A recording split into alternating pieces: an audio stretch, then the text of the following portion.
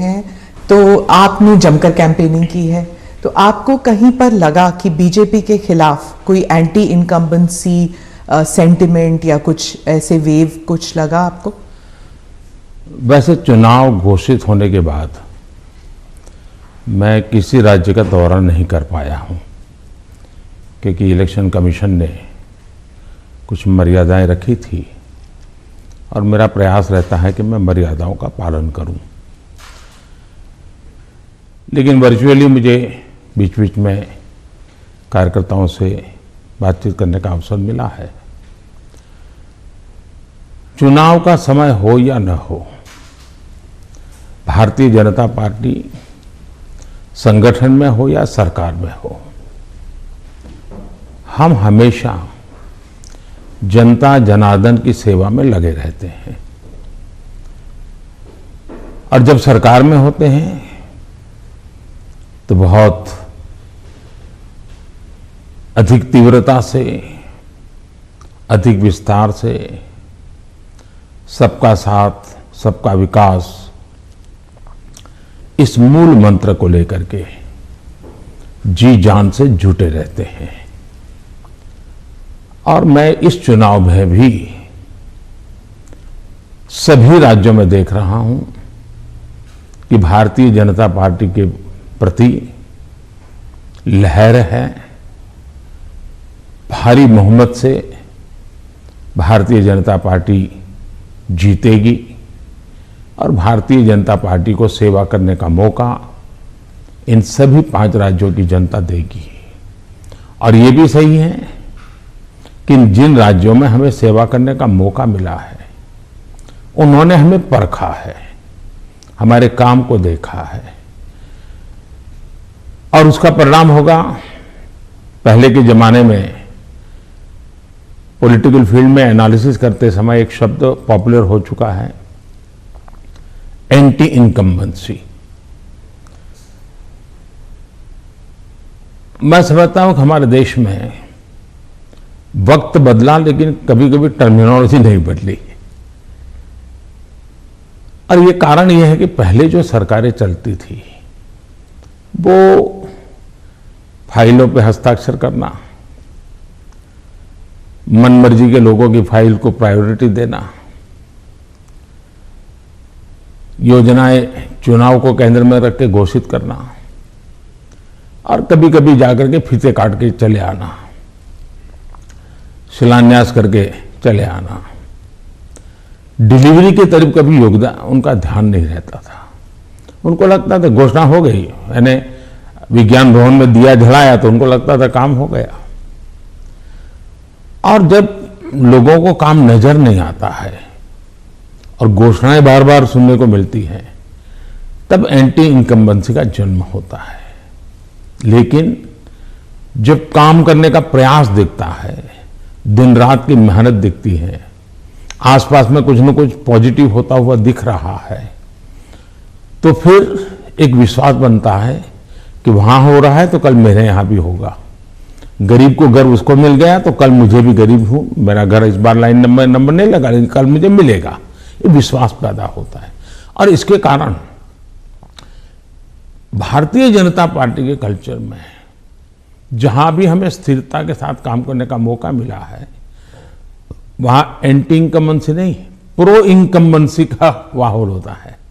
और भारतीय जनता पार्टी हमेशा pro incumbency को लेकर के चुनाव में अधिक ताकत से उभर करके आती है। पर उत्तर प्रदेश में एक खासियत रही कि एक ही पार्टी को दोबारा चांस नहीं देते हैं, मौका नहीं मिलता है। लेकिन आपको लगता है कि इस बार जो है, क्योंकि 3 चुनावों में उन्होंने बीजेपी को वोट दिया है, 2014 में, 17 में, 20 में आपको वोट दिया, तो आपको क्या लगता है कि आपने ही बहुत अच्छे ढंग से इस बात को कह दिया है कि 2014 में हमें वोट मिला, फिर 2017 में मिला, 19 में, हाँ, फिर 2019 में मिला, यानी 3 बार मिला। मतलब जो पुरानी थियरी है, एक बार आओ एक बार जाओ वाला, उत्तर प्रदेश ने पहले ही नकार दिया है। जब पहले ही नकार दिया है तो अब क्यों आगे बढ़ाएगा? भारतीय जनता पार्टी ने अनुभव किया है कि हमें 14 में स्वीकार किया, फिर काम देखा 17 में स्वीकार किया, काम देखा 19 में स्वीकार किया, काम देगा 22 में स्वीकार करेंगे। जी सभी तस्वीरों में जो पोस्टर्स छपती हैं उनमें मोदी जी की तस्वीर होती है और योगी जी की। जहां पर चीफ मिनिस्टर कैंडिडेट है वहां पर चीफ मिनिस्टर कैंडिडेट का होता है, नहीं तो मोदी जी की तस्वीर होती है हर जगह। तो अगर क्या हम ये मान के चल सकते हैं कि जो राज्य के चुनाव होते हैं एक किस्म से एक रेफरेंडम है सेंटर की पॉलिसीज को भी, सिर्फ स्टेट की नहीं, सिर्फ सेंटर की भी पॉलिसीज? आप देखिए, भारतीय जनता पार्टी एक कलेक्टिव लीडरशिप में विश्वास करती है, सामूहिकता में विश्वास करती है, और हम स्तर पर सामूहिक रूप से काम करने के आदी हैं। वो तस्वीर प्रधानमंत्री की नहीं है, वो भारतीय जनता पार्टी के कार्यकर्ता की तस्वीर है जिसको नरेंद्र मोदी कहते हैं।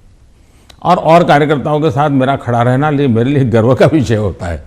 अगर मेरे साथी कार्यकर्ताओं के बीच में मेरी भी फोटो होती है तो मैं भी उन कार्यकर्ताओं जैसा लगता हूँ। मुझे लगता है हाँ, मैं भी उन्हीं के बराबर हूँ, मैं किसी से ऊपर नहीं हूँ, किसी से आगे नहीं हूँ। तो मेरे लिए तो उस फोटो का मतलब इतना ही होता है।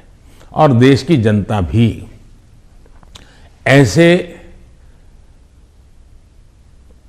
ये जो फैशन हो गई है कि हर चुनाव या ना फलाने का, हर चुनाव ढीकने का, मैं समझता हूँ ये चुनाव हमारे कार्य का है, हमारे आचार विचार का है, हमारी नीतियों का है, और सबसे ज़्यादा हमारी नीयत का है।